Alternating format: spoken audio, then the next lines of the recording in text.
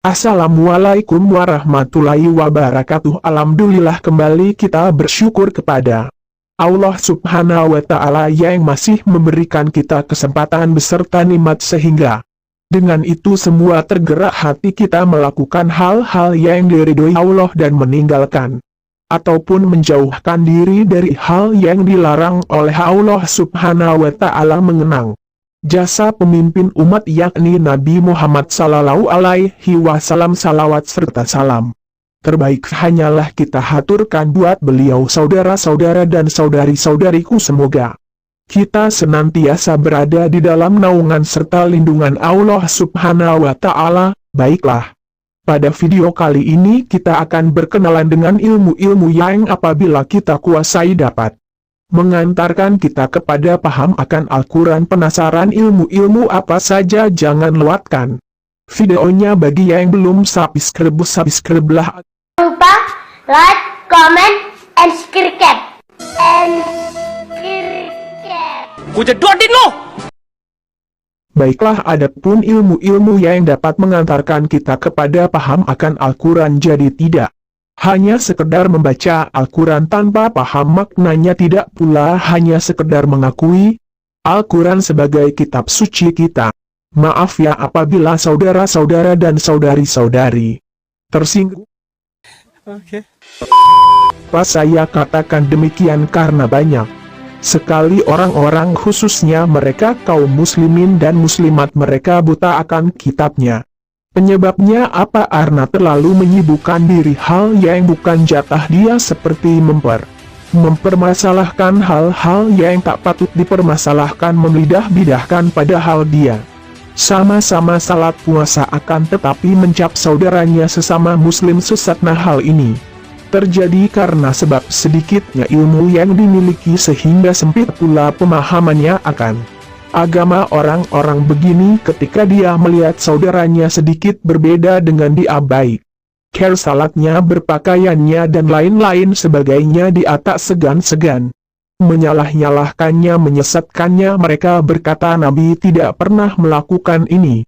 Bahkan sampai dia mengatakan kita harus kembali kepada Al-Quran dan Sunnah, jangan terburu-buru, sebaiknya puasa dulu, matangkan dulu fasilitas-fasilitas pahamnya, jangan sampai kita mengatakan kita harus kembali kepada Al-Quran dan Sunnah sedangkan kita sendiri belum menguasai fasilitas-fasilitas yang dibutuhkan dalam memahami Al-Quran, sehingga tidak terjadi kesalahpahaman dalam mengartikan Al-Quran dan Sunnah. Saya terlalu banyak bicaranya karena ini penting disampaikan dan dipahami. Ahi-ahikan ngomongnya, kita sebaiknya menguasai fasilitas-fasilitas pahamnya terlebih dahulu. Ia memang harus wajib apa saja fasilitasnya tersebut.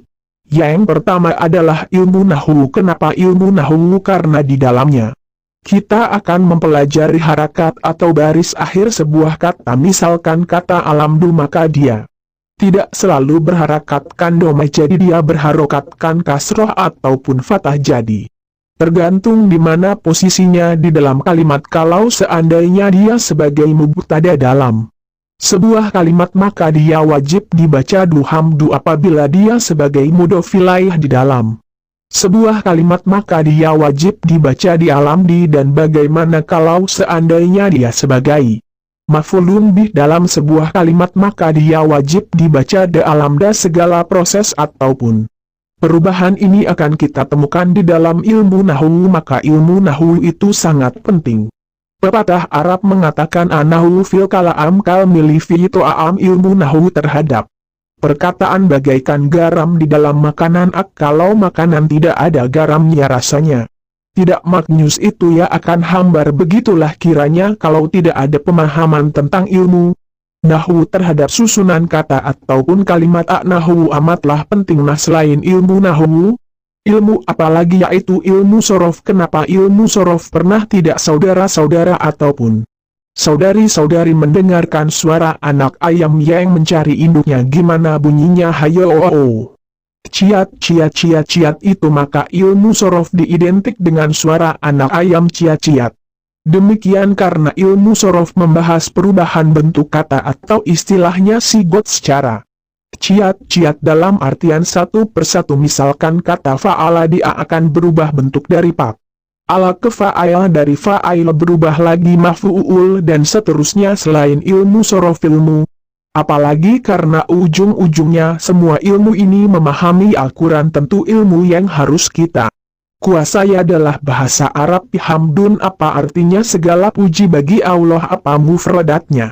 Intinya pengetahuan kita tentang kosakata di dalam bahasa Arab, andai pun kita hebat pun kita terhadap ilmu nahwu sorof akan tetapi kita tidak tahu banyak tentang mufradat, maka sama aja bohong. Jadi baik itu ilmu nahwu maupun sorof bahasa Arab dan lain-lain sebagainya, harus saling memenuhi satu sama lain. Artinya tidak bisa hanya paham ilmu nahwu atau hanya paham bahasa Arab, harus paham semua ilmu yang terkait dengannya. Sebuah kursi lemari ataupun sejenisnya tidak akan terbentuk jika orang yang membuatnya itu hanya tahu care menggunakan palu, maka terbentuknya kursi lemari dan sejenisnya itu dikarenakan orang yang membuatnya juga pandai dalam menggunakan gergaji, alat ukur dan lain-lain sebagainya. Begitulah sekiranya maka ilmu nahwu sorof bahasa Arab adalah satu paket ilmu yang harus benar-benar dikuasai sehingga kita benar-benar memahami Al-Quran dan Sunnah dengan baik. Mungkin ini saja di pertemuan kali ini. Jangan lupa di subscribe channel ini agar tidak ketinggalan video-video terbaru berikutnya. Subscribe-lah karena sedekah bukan hanya sekedar rupiah. Sampai jumpa di pertemuan berikutnya. Assalamualaikum warahmatullahi wabarakatuh.